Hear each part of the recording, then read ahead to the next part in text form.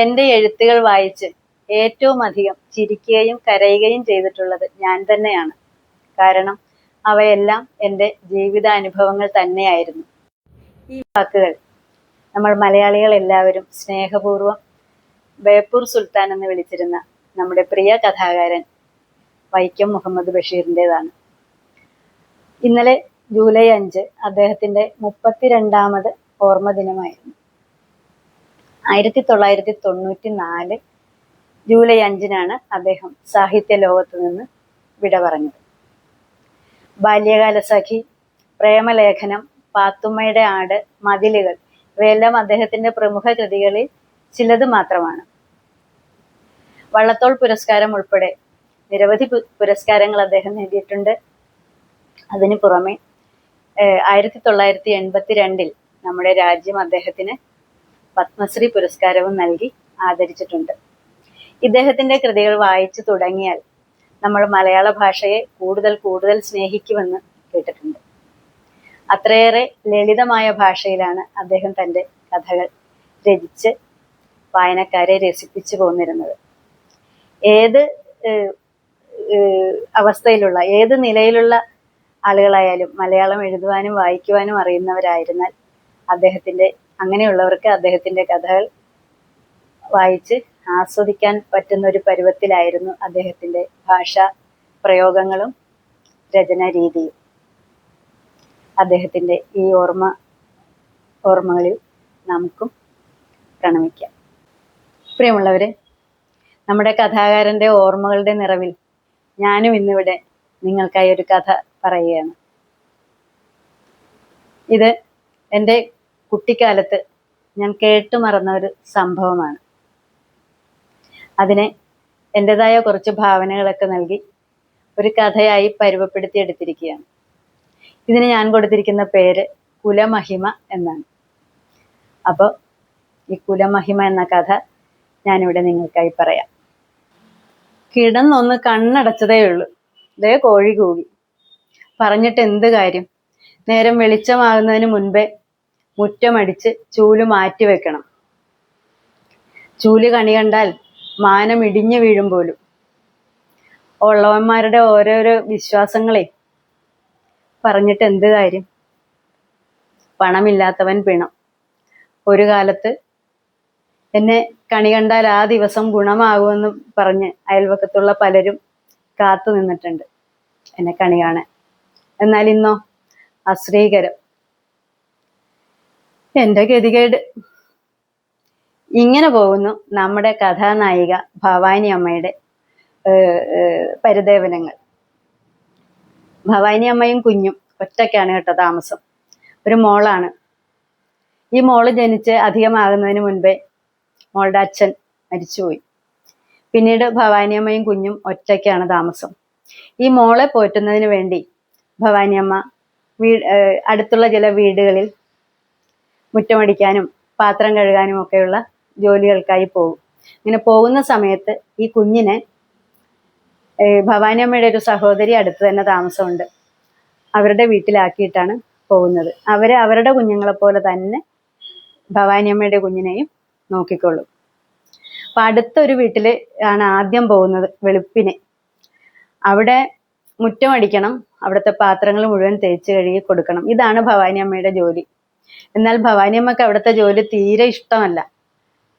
പിന്നെ ഗതികേട് കൊണ്ട് അങ്ങനെ പോകുന്നേ ഉള്ളു. ഇഷ്ടമല്ലാത്തതിന്റെ കാരണം ആ വീട്ടിലെ കിണറ്റിൽ നിന്ന് വെള്ളം കോരി വേണം പാത്രങ്ങളൊക്കെ തേച്ച് കഴുകാൻ. മുഴുവൻ പാത്രങ്ങൾ കഴുകുന്നതിനും കിണറ്റിലെ വെള്ളം തന്നെ ആണ് ആശ്രയം. ഭവാനി അമ്മക്ക് ഏറ്റവും ഇഷ്ടമില്ലാത്തൊരു ജോലിയുമാണ് ഈ കിണറ്റിൽ നിന്ന് വെള്ളം കോരുക എന്നത്. പക്ഷെ നിവൃത്തിയില്ലല്ലോ. എന്നാൽ ആ വീട്ടിലെ ജോലി കഴിഞ്ഞ് മറ്റൊരു വീടെന്ന് പറയുമ്പോൾ അതൊരു സമ്പന്ന കുടുംബമാണ്. അതൊരു ബംഗ്ലാവ് എന്നൊക്കെ ആണ് അന്ന് ആളുകൾ പറയുന്നത്. ആ ബംഗ്ലാവിലെ ജോലി ഭവാനി അമ്മക്ക് ഒത്തിരി ഇഷ്ടമാണ്. എന്നാൽ ആദ്യത്തെ വീട്ടിലുള്ളതിനേക്കാൾ കൂടുതൽ മുറ്റവും ഉണ്ട്, അവിടെ പാത്രങ്ങളും ഉണ്ട്. അവിടെ അംഗങ്ങൾ കൂടുതലുള്ളത് കൊണ്ട് പാത്രങ്ങളും കൂടുതലുണ്ട് തേച്ച് കഴുകാൻ. എന്നാലും ഭവാനി അമ്മക്ക് ആ വീട്ടിലെ ജോലിയോടാണ് ഇഷ്ടം. അതിനൊരു കാരണമുണ്ട്. അവിടെയുമുണ്ട് കിണറ്റിലെ വെള്ളം തന്നെയാണ് അവിടെ എല്ലാ കാര്യത്തിനും ഉപയോഗിക്കുന്നത്. പക്ഷേ ഭവാനി അമ്മക്ക് അവിടെ കിണറ്റിൽ നിന്ന് വെള്ളം കോരണ്ട. അവിടെയുള്ള മറ്റുള്ളവർ ആരെങ്കിലും കിണറ്റിൽ നിന്ന് വെള്ളം ആവശ്യത്തിന് കോരി ഭവാനിയമ്മയുടെ അടുത്ത് വെച്ചു കൊടുക്കും. കാരണം എന്താണെന്നോ? ഭവാനിയമ്മ കിണറ്റിൽ നിന്ന് വെള്ളം കോരിയാൽ ആ വീട്ടിലുള്ളവർക്ക് അയിത്തമാണ് പോലും. ഭവാനിയമ്മ ജാതിയിൽ കുറച്ച് താഴ്ന്നതാണെന്നാണ് അവർ പറയുന്നത്. അതുകൊണ്ട് കിണറ്റിൽ ഇന്ന് വെള്ളം കോരണ്ട. അപ്പോൾ അതുകൊണ്ട് ഭവാനിയമ്മ സന്തോഷത്തോടു കൂടി അവിടുത്തെ ജോലികൾ ചെയ്ത് പോരുകയാണ് പതിവ്.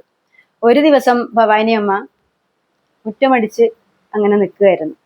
മുറ്റമടിച്ചുകൊണ്ടിരിക്കുമ്പോൾ ഭവാനിയമ്മ ഒരു കാഴ്ച കണ്ടു. ഒരാളെന്ന് പറഞ്ഞാൽ ആ വീടിനടുത്തുള്ള ഒരു വൈദ്യശാലയിലെ വൈദ്യനാണ് അദ്ദേഹം. അദ്ദേഹം ഒരു കുടവുമായി വന്ന് കിണറ്റിൽ നിന്ന് വെള്ളം കോരി തിരിച്ചു പോകുന്നു. അദ്ദേഹത്തെ ഈ ഭവാനിയമ്മയ്ക്ക് നന്നായിട്ട് അറിയാം. ഇത് കണ്ടതും ഭവാനിയമ്മയ്ക്ക് വല്ലാത്ത ഒരു രോഷം, ഒരു ആത്മരോഷം ഉണ്ടായി. ഭവാനിയമ്മ എന്ത് ചെയ്തു? കയ്യിലിരുന്ന ചൂല് വലിച്ചെറിഞ്ഞിട്ട് നേരെ ബംഗ്ലാവിന്റെ ഉമ്മറത്തിനടുത്ത് വരെ ചെന്നു. മുതലാളി, മുതലാളി! 2 പ്രാവശ്യം ഭവാനിയമ്മ വിളിച്ചു. മുതലാളി കേട്ടിട്ടില്ല. മുതലാളി, മുതലാളി! മുതലാളി കേട്ടു. ഒന്ന് വാതിൽ തുറക്കണേ. മുതലാളി വരുന്നുണ്ട്, വാതിൽ തുറക്കുന്നു. ഇതാര്?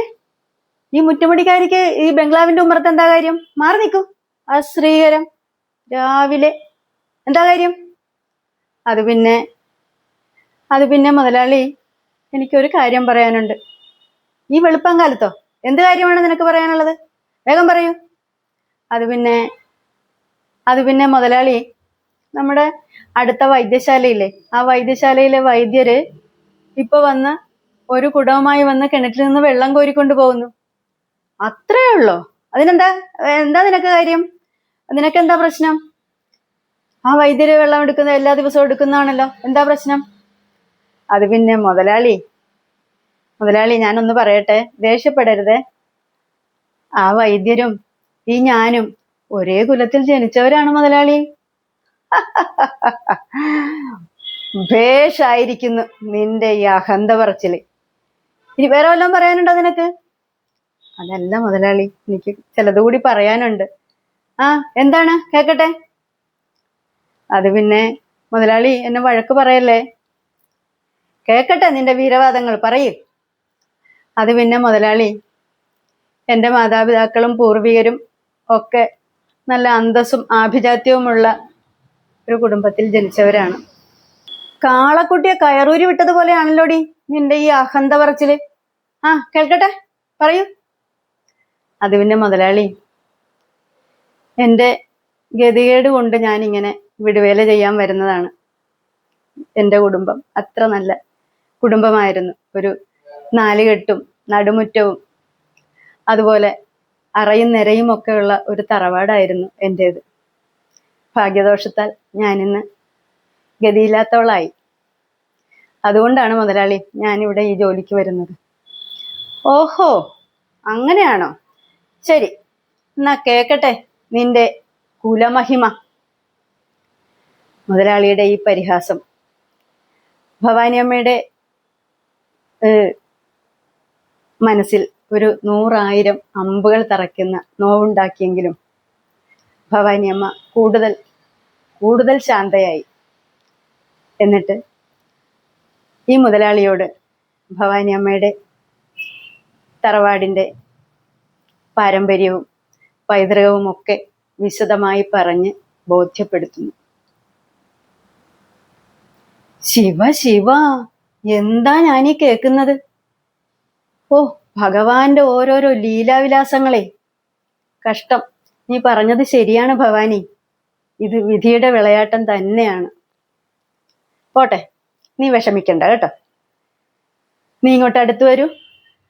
വേണ്ട മുതലാളി, ഞാനിവിടെ നിന്നോളാം, ഈ മുറ്റത്ത് നിന്നോളാം. അങ്ങനെയല്ല ഭവാനി, നീ അടുത്ത് വരൂ, ഉമ്മറത്തേക്ക് അടുത്ത് വരൂ. മുതലാളി, ഞാനിവിടെ നിന്നോളാം, മുതലാളി പറഞ്ഞോ. എന്നാൽ ഞാൻ നിനക്ക് വളരെ സന്തോഷമുള്ള ഒരു കാര്യമാണ് ഇപ്പൊ പറയാൻ പോകുന്നത് കേട്ടോ. ഓ, എന്താ മുതലാളി?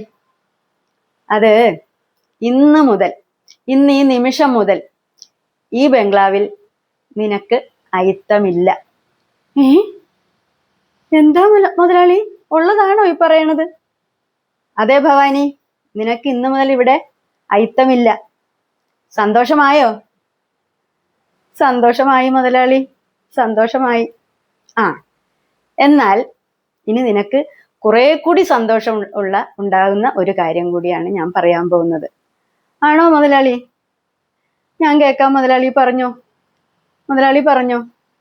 ആ, എന്നാ കേട്ടോ. ഇന്നു മുതൽ ഈ വീട്ടിലെ പാത്രങ്ങൾ കഴുകാനുള്ള വെള്ളം മാത്രമല്ല, ഈ വീട്ടിലെ മുഴുവൻ ആവശ്യങ്ങൾക്കുള്ള വെള്ളവും നീ തന്നെ കിണറ്റിൽ നിന്ന് കോരിക്കോ. സന്തോഷമായോ ഭവാനി? മുതലാളി,